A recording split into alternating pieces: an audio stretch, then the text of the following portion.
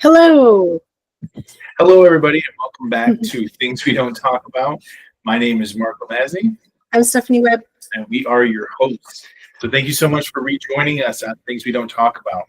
And today, what we're going to take a look at is more statutory law versus some common law constitution.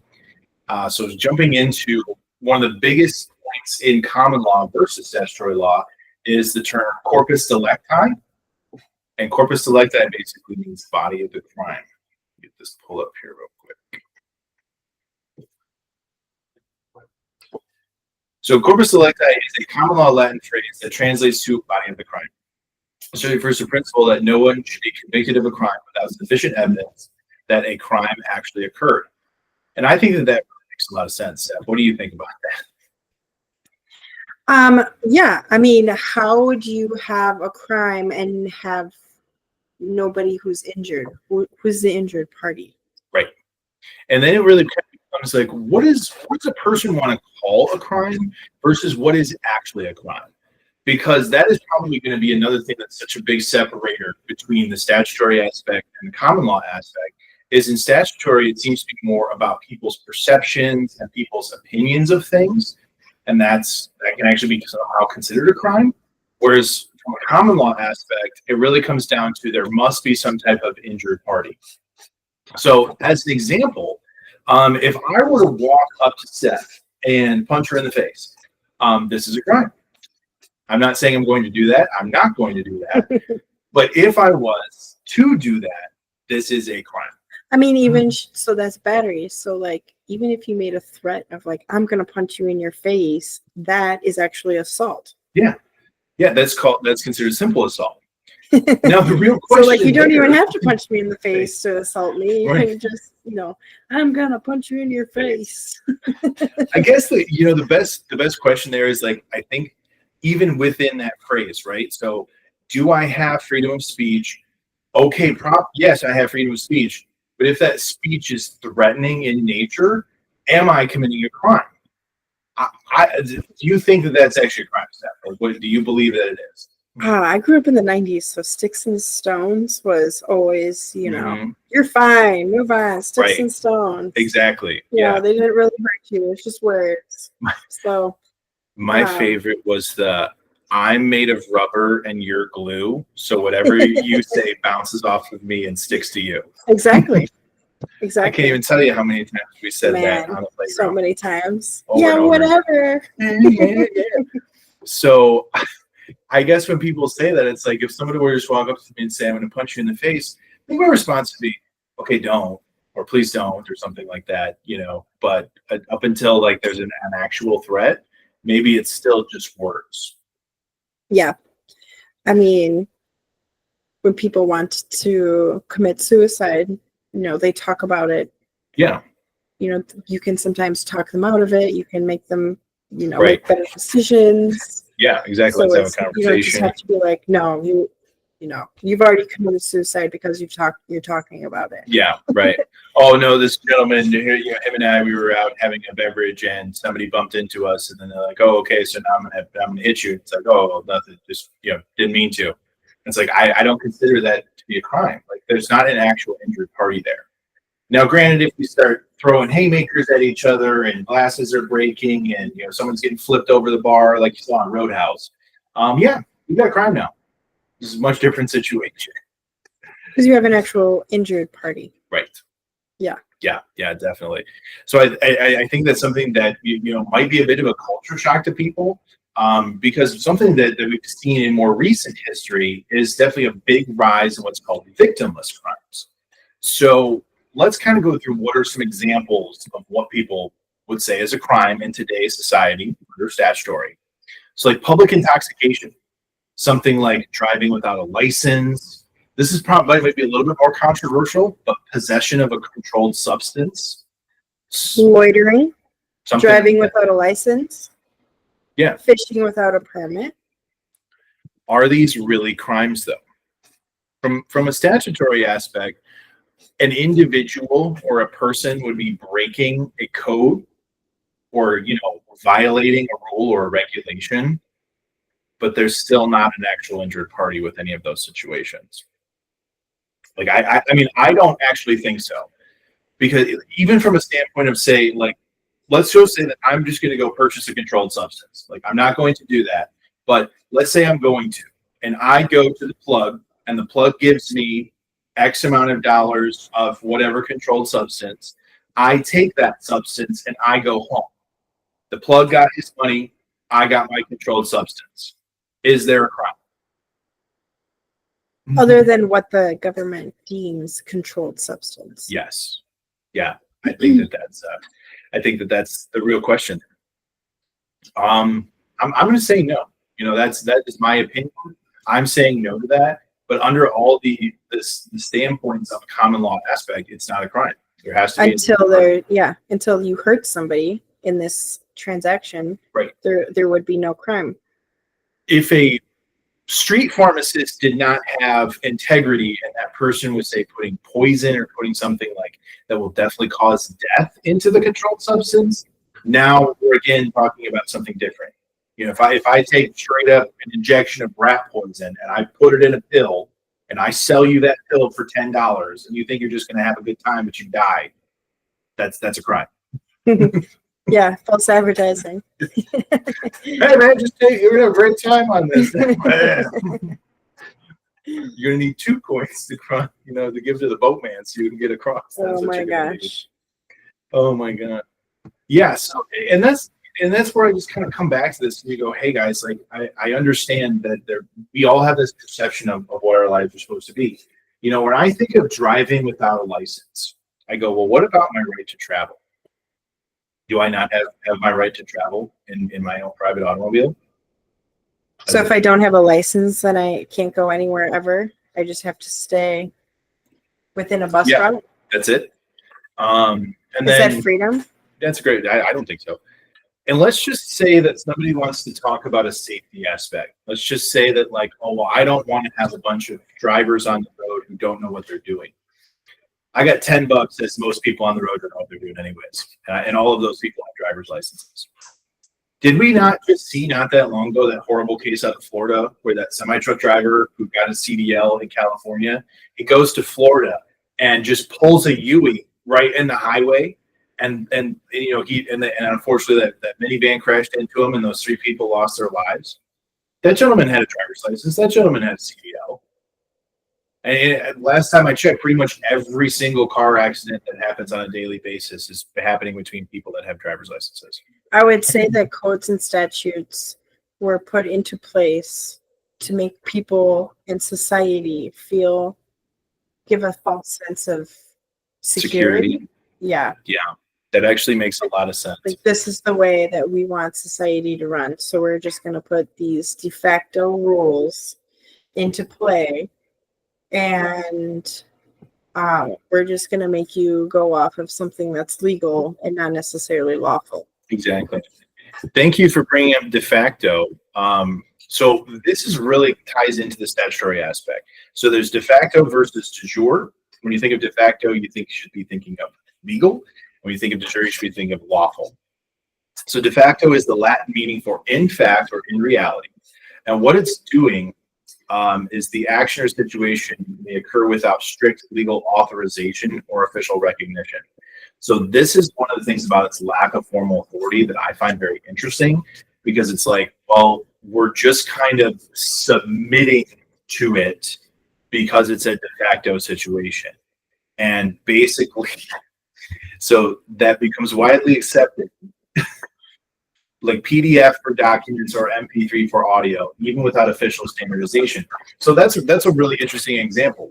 So you can always submit a document this way, but let's say you start setting standards for the way a document has to be submitted.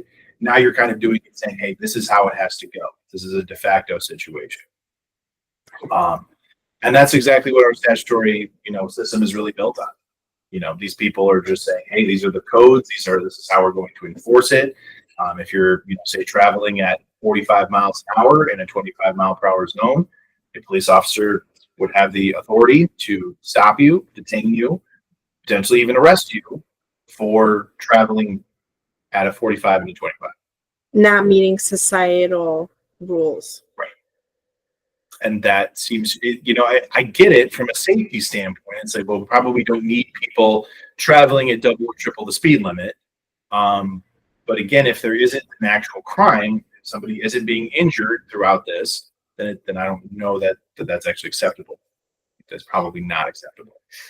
But with my understanding, I mean, the founders of this country wrote the Constitution for, societal rules. So the fact that we had to completely change, a whole system while keeping the original system going, and then trying to hoodwink the people of the country in which they live in it, that's where it's just a little strange. Yeah. It's like, why do you have to hoodwink us? Why can't you just call it, hey, this, be honest. Society needs to run a certain way, so we're going to create another system besides the system that's already been created. Yeah.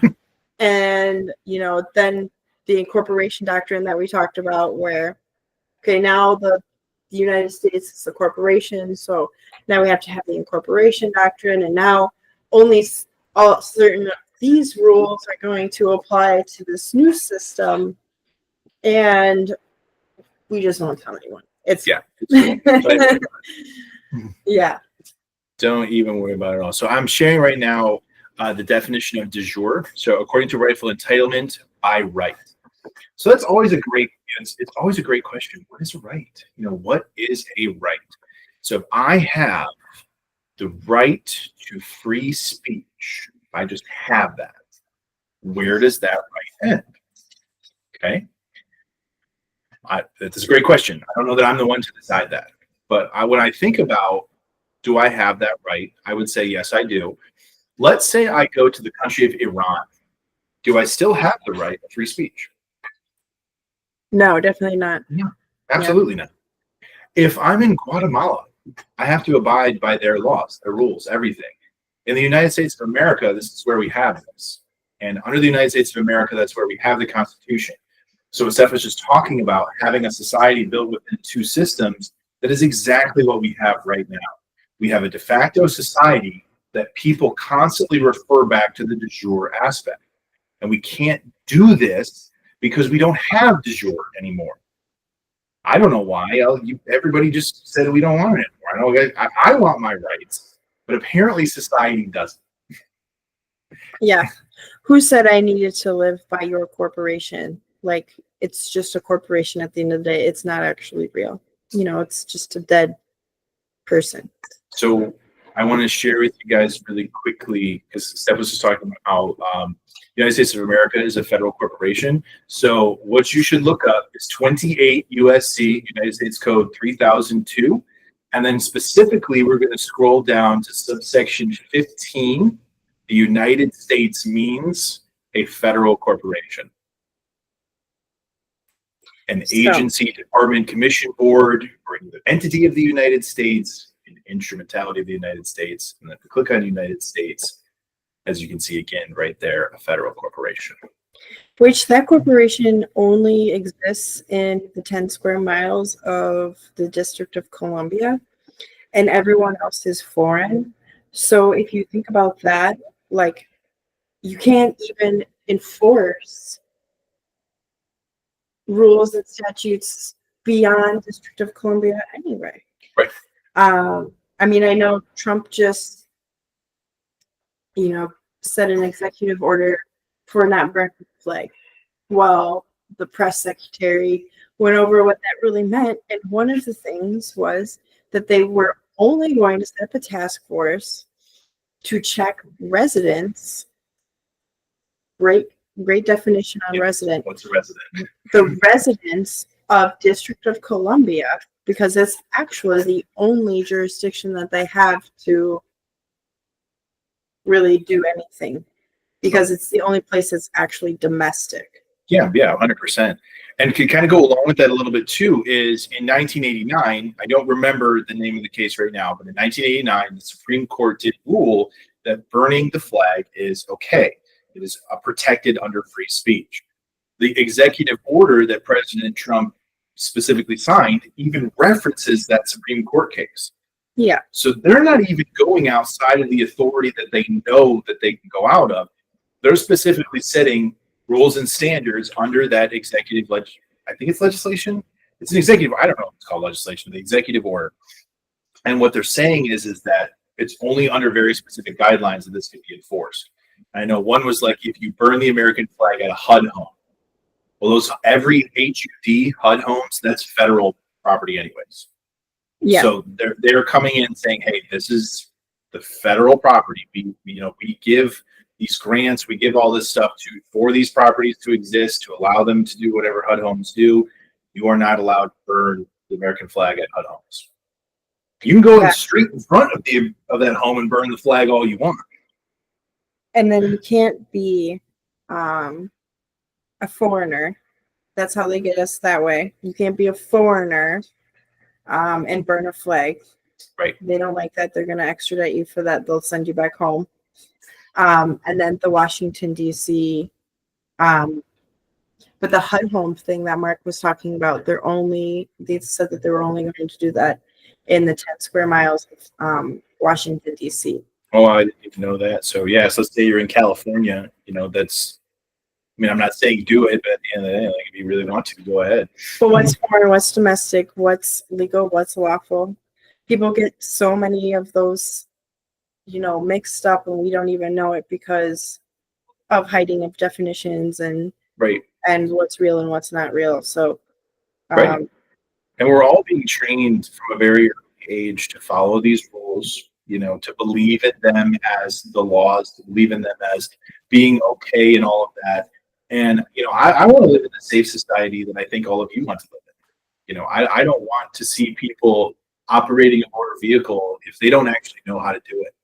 I really don't want to see somebody handling a firearm that doesn't know how to do it.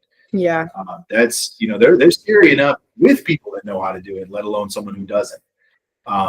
So that's where I think training comes in, and it's very important for a person to understand the ramifications of their actions and decisions. And if we're not, putting ourselves in the safest possible manner, meaning practicing driving, practicing shooting, heck, even go practice your free speech, man. I feel like though society has become so lazy nowadays that they had to make a de facto system, because how do you force people to do anything? That's a really good point. How do you oh, I have a gun, cool. Well, why do I need to go to training?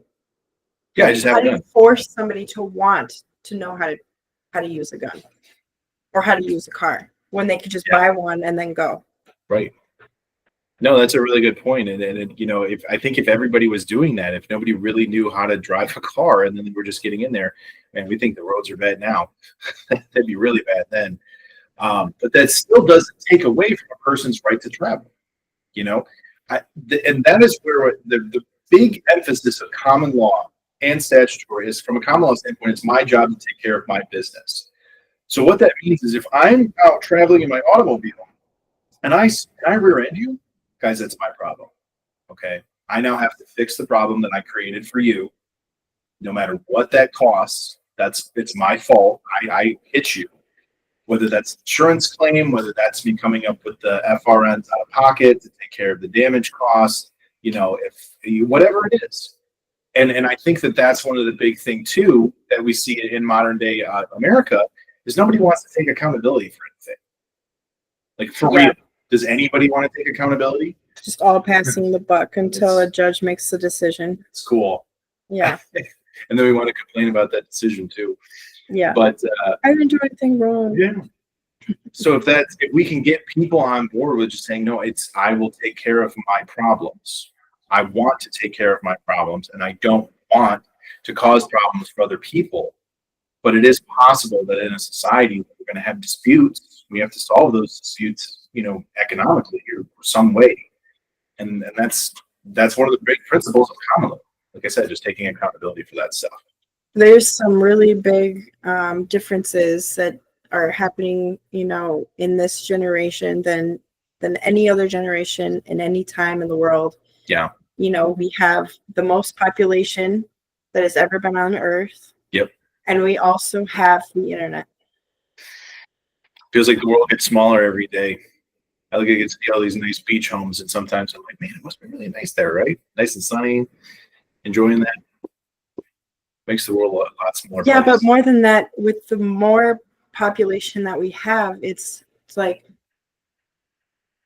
you know, how do you find solutions when most people are just zoned out on the internet or zoned out on IG or Facebook or social media? In my opinion, has pretty much ruined the world. But how do you come to an agreeable solution with so many people with so many opinions and all of them matter? I mean, equity is a really good idea. That's the first thing that comes to my mind is solving Trying to things. talk it out. Yeah. Yeah. I mean, and I think that it's going to take some understanding of people too, where it's like, hey, we need to solve our problems more diplomatically. We don't need to be fighting each other in the streets. I know that you and I talked about this the other day, but Mark and I were talking about how philosophers would just come together in the Pantheon and just debate for hours and hours, and they thought that was productive. And we were talking about what we thought was productive, and they thought, actually having a full-on debate on how to actually figure things out was productive. And what a thought to like bring something like that back. True equity of just working it out until you finally find a solution. Yeah. Just because you sat down at the table for 3 minutes, it might actually take 3 hours. It might take 3 days to come up to an equitable solution. But that to me sounds like so much more benefit in our societies. It sounds so much more modern than if we just continue trying to solve things with wars. I don't even think we are solving things with wars. Doesn't seem like it. There's always a new one coming up anyway, so how the heck did we solve anything? This sounds like a great way for population control. And profiteering for a very, very marginalized set of people. So we want to take a deeper dive into freedom of speech versus disorderly conduct. But before we do that, I want to take a look at Article 6 of the United States Constitution. And specifically, we're going to look at Clause 2. This Constitution and the laws of the United States, which shall be made in pursuance thereof, and all treaties made or which shall be made under the authority of the United States shall be the supreme law of the land, and the judges in every state shall be bound thereby, anything in the Constitution or laws of any states to the contrary notwithstanding. So this is the most important section, shall be the supreme law of the land, and then furthermore, so the Constitution, the contrary notwithstanding. So what this means is the United States Constitution is the supreme law of the land, period. And other laws or anything else that goes to the contrary of that within our borders of the United States and on the land is notwithstanding. So that means this is the law. Okay, the Constitution is the law. Everything else is really just someone's opinion. For real. Oh yeah, this group or this committee that was voted into existence is now just going to come up with this other set of rules. Right. Yeah, there's tons of rules, right? I think about that there's a need to change rules. I really do. Like the NFL does it every year. They have the owners meeting and they sit down and everybody gets together and they decide what rules they're going to change, or is this going to get better or is this going to get worse? And I don't know. But the thing is that when you're sitting down to change rules, that's just what the same thing as legislation is. These Congress people and these senators, they get together every once in a while and they're having a conversation and they're legislating stuff, but they're all doing it from a de facto standpoint. They're no longer operating from a de jure standpoint. So they're all just getting together trying to decide how they're going to basically pickpocket from us. Because I don't know if anybody else has noticed this, every single infraction of a law comes with a fine or imprisonment. Well, if they're not crimes in the first place, how can you fine me or imprison me, my brother? Yeah, and who are you imprisoning? Are you imprisoning my sole proprietorship or are you imprisoning me? I don't know. That's also a really great question. That's a very good question. And I was having this conversation, with my mom the other day, and I was like, I don't understand how people are so comfortable with this to live in a society where I do hear a lot where people say they talk about freedom of speech, but then we also allow disorderly conduct on such a regular basis. So as disorderly conduct, it's just is perception. Okay, what do you believe is disorderly? But the problem you run into when you start enforcing somebody's opinion on things, somebody's perception of things, is we're not actually enforcing something that can be questioned. I need you. So let's say I commit disorderly conduct, okay, or someone claims that I've committed disorderly conduct. What I actually need you to do now is I need you to put your feelings on the witness stand so that I can interview your feelings and find out what is going on. Yeah, exactly. I don't understand how to do this. Like, it's very subjective. Yeah. So I'm trying to get to the point where I can live in a free society where I have freedom of speech as well as a criminal charge, because it's criminal, of disorderly conduct. Well, I feel like you were being disorderly, so therefore, right. Okay, I'm going to charge you criminally for this and make you really pay a big price in that. So it's kind of interesting. We were talking just a little bit ago about this, and pretty recently, so there was a Senate hearing where Robert F. Kennedy Jr. was discussing something about big pharma, and there was a person there who decided to. This was not a senator, no one on the board that sits up high, no one being interviewed, and this person just kind of started heckling RFK Jr. And the United States police, the customs police, I don't remember what it is, whatever, the Capitol Police, excuse me, they escorted this person out by force. It wasn't really excessive force, but it was by force. So there's two major issues here. And then a third point that I just want to bring up. Here are the two major issues. One, I have freedom of speech. Two, I have the right to address grievances with my government. Why can't I do that at a Senate hearing? If I have the ability to go into and be part of my public, and I want to go listen and I want to go be part of these meetings, do I not have the right to address grievances with my government? Or is it only when my government says it's okay? Yeah, and then having to start at the low level committee meetings, right, like township meetings, and yeah, and then call your senator, and it's like, but that's not really going to get the job done. Right. Like, my senator isn't going to take my grievances and air them at the right, or write them a letter that maybe it'll get there eventually and they'll respond eventually, and all these things. It's like all in the meantime, there's a real grievance that needs to be taken care of. And the third point is that I don't know if anybody looks at Canada's parliament and their procedures. When they are having discussions, there are constantly people shouting in the background.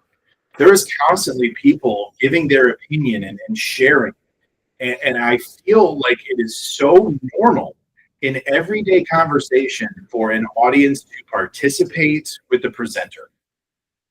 France, I mean, they do it the best. If their parliament does something that they don't like, oh my gosh, there's so many examples. French are going to let you know about it. But and as I was thinking about this, and I'm like, so that person was escorted out under the premise of disorderly conduct. There's no other reason to have them removed from a room, and there's no other legal way to do so. So which one matters more? Does it matter that the senator does not have to listen to someone's opinion, or does it matter that I have the right to address grievances with my government? One's common law, one is statutory. So which ones do you think? What do you guys think? So this is a pretty interesting case that came up in 1971. It's called Cone versus California. And hold on, I'm a little lost right now. So in this case, what was basically decided is vulgar or defamatory speech.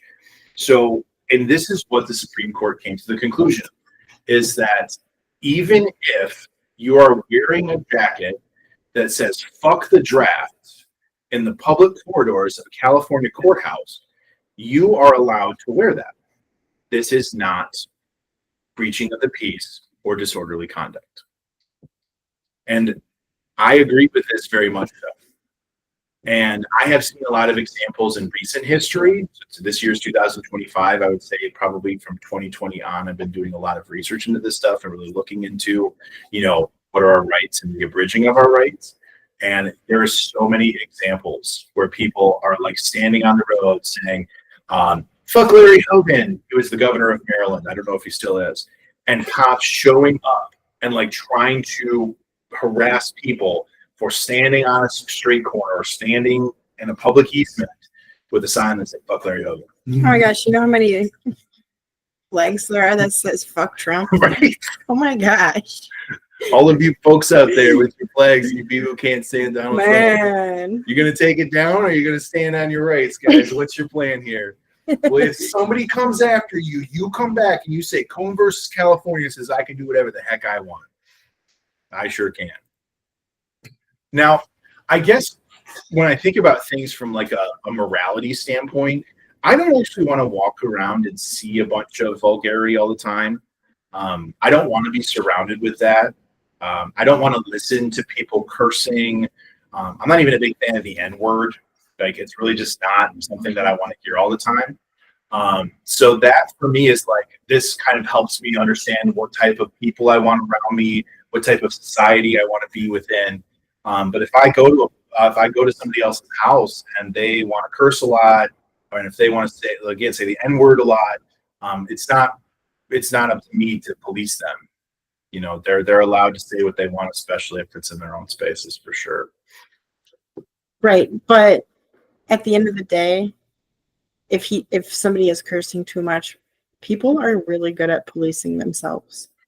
Like, we've done it for so long that, like, we did before police were ever a force. Right. So, and I would say too, it's a big difference of a standpoint of is that person in a public setting or in a private setting? Because if you're in a public setting, if you're inside of a courthouse, if you're inside of City Hall, if you're inside of a police station, all of these are public. Actually, all public schools even. It's just different. It is. But if you're in private, if you're in Walmart, if you're in a Verizon store, if you're in your grandma's house, you now have to go by the rules. You don't have rights in private. You have whatever privileges that domicile or that building allows you to have. And they're allowed to set restrictions as to what it is to enter that private space. But from a public standpoint, that's not actually true. Like, but I don't want to go to school and listen to my kids or listen to kids cursing at each other. I would certainly hope the principal or the parents or the teachers would step in and maybe put a kibosh to that. right. So, well, now we're going to kind of transition and looking into the concept of permits to exercise rights, because this is probably the most frustrating aspect of the de facto society, is that I personally feel that people have been brainwashed to believe that they need a permit for their rights. Well, then they're going to get a fine if they don't have a permit. Exactly. So that's really frustrating when you're like, but I'm a human and you're finding my sole proprietorship. And that's like, I'm just trying to feed myself, man, Right. So if I just want to go out and catch some fish, why do I need to go to the grocery store and get a fishing license? This is backwards, guys. It just is. I just want to eat. Yeah, but because they've made you a business, now they can ask you to have permission to do things. So what are you, like, at the end of the day, you have to make a decision for yourself. Are you okay with being your sole proprietorship, a business? Or are you a human? Are you a living being? Right. Because there really isn't a reason for us to be following all of these codes and statutes outside of the perceived fear of the public authority. And Mark and I have gone over jurisdiction, and I feel like we've really hammered it home with our past episodes, where it's just like you're volunteering every single day for which jurisdiction you want to be in. So this is, I just looked this up and I wanted to share it. What is the definition of permit? give authorization or consent to someone to do something. So if I have a right to life, liberty, and the pursuit of happiness, life, first one, what in the heck do I need your permission for? Period. I didn't know that I needed someone or some institution's permission to feed myself or to feed my family. Yeah. Now, I know the more hot topic one is always going to be firearms or just arms in general. We talked about this a little bit earlier. I want people to be safe when they're using firearms. I really do. I do not want people hurting themselves because they don't know what they're doing. And I'm gonna let you know a secret: guns, you don't get a do-over. Okay, so I get the safety aspect. At the end of the day, guys, nothing in this life is guaranteed. You are not guaranteed safety. It doesn't matter that you live in the United States. You are never guaranteed safety. You have to take care of that on your own. But for a society, for us to be restricting people's rights to bear arms in the way that we are, it's ridiculous. And it doesn't matter what the municipality says. Okay, the city of Chicago is entitled to the city of Chicago's opinion. Okay, they are. That doesn't mean that their opinion supersedes the rights of God confirmed and put to you on paper in the Constitution. So I'm not, and I'm also not saying that I want to see everybody walking around with a gun. But this is such a staunch difference. So we were down in Texas last summer, and it was kind of interesting because we live in Michigan. So being down in Texas, where you're talking to people, they just go, "Yeah, everybody's got a gun." And you're like, "What?" And he goes, "Yeah, just everyone. Like, don't ever assume that you are walking around someone and they don't have a gun." And it's like, you mean like everywhere? Bro, everywhere. Like on the street, in the restaurants, on the bus, in the cars, everybody's got guns, man. And you know what? It was fine. There was no major issues. And then like we go to Chicago, and we went to an event in Chicago, and it's like I know that when I'm in Chicago, they have the strictest gun laws of like there's it's them in Baltimore, Maryland, Detroit, and a couple other cities that have all these really strict gun laws. And I don't know if anybody knew this, but there's been at least one murder a day in Chicago for like 4 years running. Like every single day, there has been a murder in Chicago for like many years, and they got all these laws. I guess it doesn't matter that much that they have those laws because people are killing us. People are killing each other out there. It's crazy.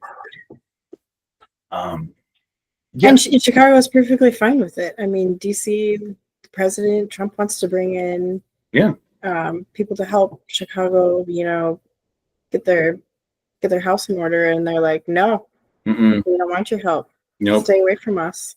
Exactly. My God, I would love the president's help. If the president was offering his help, I would take it. So we have covered this case in the past. Showsworth, this is the city of Birmingham, Alabama. This is just one of those cases, kind of like Cohen versus California.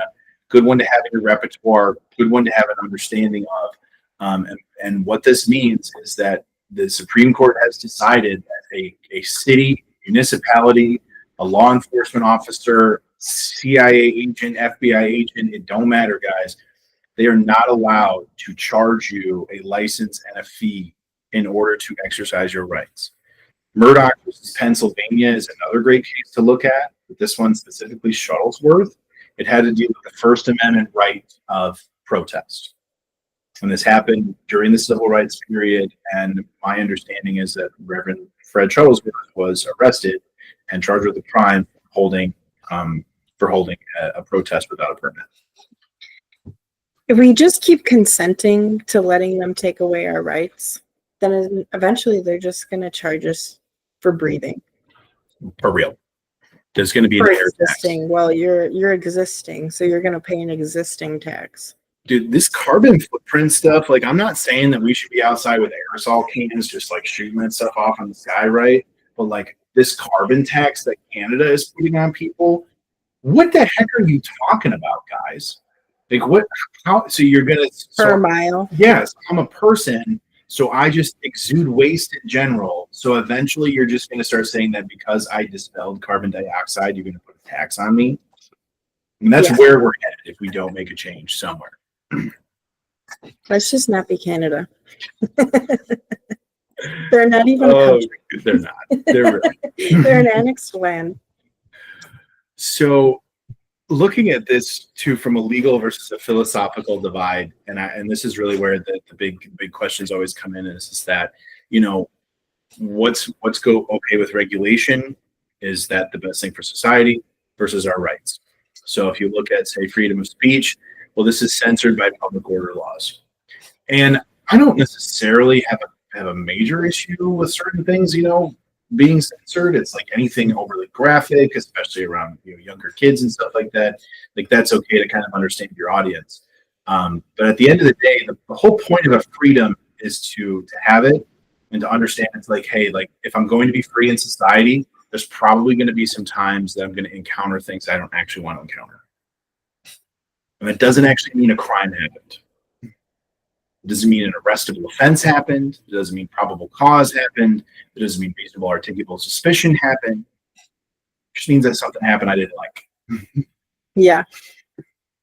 So if you look at, say, the right to travel, and I know we've talked about this a little bit throughout this episode, but when you sit down and you're going, well, driver's license is meant for commercial aspect. It's very clearly stated in Black's Law. It's very clearly stated in everything. Like, driver's license are needed for commercial use. When you, man, and other people, or you, woman, is traveling in your automobile and you're just taking your kids to the grocery store, you are not traveling for commercial purposes. You do not need a driver's license to operate, to travel in your private automobile. You just don't. But if you get in your car and you're going to go help someone, or you're going to go pick up a passenger and make some kind of financial gain out of it, yeah, now you're talking about commercial. Yeah, there's consideration there. So if there's consideration, you're definitely talking about a commercial aspect. Yep. So, you know, what's the jurisdiction? Mm-hmm. What is it? What is it? And I would say, too, that this is one that we haven't talked about much, is the right to privacy. Well, first of all, there's no right to privacy in public. If you're in public, you should just be expecting anything you do. I just assume now I'm being recorded. And if I'm doing something in public, then there you go. It is what it is. But from a standpoint of, like, my own domicile, like, no, I definitely want to have right to privacy. But what was it? The Patriot Act, where they can just tap our phones and they can just turn on our cameras and they're just allowed to do this. Hold on, guys. I mean, that goes against all the beliefs of the Constitution and our government. We don't need the national. I mean, I think everybody needs national security, but it's like, we don't need you to be spying on us in order for there to be a sense of security. We just need you to keep us relatively safe. I agree with that. And the other thing, have other countries not be invading us. Yeah. You know, keep good relations with other countries. You know, do the best that you can for your people. Right. Exactly. But, like, you don't need to spy on us. To, like, get some kind of intel to trading our data all over the place, and, you know, oh my gosh, it's ridiculous. And to kind of go back to the right to bear arms, I think that people don't actually want to talk about the most important reason for the right to bear arms is every government has eventually turned itself against its people. And if you don't think the United States government is turning itself against its people, look at almost any modern day traffic stop between a police officer and a civilian. If you don't think that the government is coming after you, oh buddy, we were watching two different videos. So since the government is just simply going to eventually come after me, I'd like to have that fight on an equal playing ground, as close to equal as I can. And man, it's like, if you don't even comply from the jump, they're just so ready to shove their cop penis down your throat. That's ridiculous. Like, what? No, you're not complying. You must comply. Otherwise, I will break your window and I'll pull you through this window. Listen to a way a police officer talks about these interactions. the suspect wasn't complying with commands. That's a heck of a statement right there. And just from that statement alone, they can get disorderly conduct. Yeah, right there. Resisting an officer. Resisting. What do you mean resisting? I have the right to redress grievances with my government and the right to free speech here. I also have the right to know what crime I've committed and all of that. Like, I have the right. So if I'm giving you grief or I'm not just complying because I want to know what I've actually done to, award code 3, and I've now pulled over and now you're screaming in my face. It's like, okay, well, what did I actually do? Yeah. What's wrong? Who's the actual injured party? Exactly. What is your grievance against me? And I also have the right to face my accuser. And I also do not wish to contract with you so you can take your ticket and take it away. I do not wish to contract with you. Right. We're foreign. We don't live in the District of Columbia. Yeah. So, like, good luck. Yeah. That would be like me going over to France and then, France giving me a ticket. It's like, okay. No, we've got to be in the right jurisdiction. All the Yes. time. Everything comes down to jurisdiction. It always does. And that's, again, so to kind of wrap this whole point back up here, is we're seeing these abridging of our rights over and over again. And it has become normalized. So the point of these conversations is to start recognizing that what we have normalized as society is major red flags. We need to be doing something differently and operating differently so that we can stop having such abuses of power, such ridiculous Fourth Amendment violations. There's so many more examples to come up with, because again, it comes down to the standpoint of, like, when you're talking about enforcing a law where there is no crime, and yet somehow we have thousands of people sitting in jail and prisons because they resisted or they didn't comply. It's like, no, guys, these aren't crimes in the first place. There's no reason for these people to be behind bars. They should have never been arrested. That's called kidnapping if you're arresting somebody without a crime, okay? It's a big deal. Most kidnapping charges carry life imprisonment. And we see cops kidnap people every day. And instead of calling it what it is, oh, they're making us safe. Oops. Oh, it's no big deal. Here you go. We'll just let you out. It's fine. Whatever. No, it's okay. We're not going to press charges. So here's a good one. So if the cop works for the state, yep, and the cop is pressing charges against you in the name of the state, then you go to court to face your accuser, which is the state, and you're facing a judge who works for the state. Yep. That sounds like a whole lot of it's not impartial. Yeah, there's a lot of conflict of interest there. There's nobody's impartial. So it sounds like, the state was the judge, jury, and executioner on that one. Just they made up your fate for you, man. Supposed to be a separation there. Supposed to be. That's the key word. Well, so guys, to kind of wrap this thing up here. So again, looking at statutory versus common law, that's what we covered a lot here. De facto, which is going to be your statutory. De jure, that's going to be your common law. And then the real question that we need to ask ourselves is, how much longer do we want to live in a minority report type society? How many more days are we okay with it? Because we're seeing it all the time with these victimless crimes, with the unsubstantiated arrests, with the no accountability anywhere, with people just running from accountability. I love accountability, and I want to take as much as I can for the rest of my life. On that note, we're things we don't talk about. Thank you guys so much. We'll see you next time.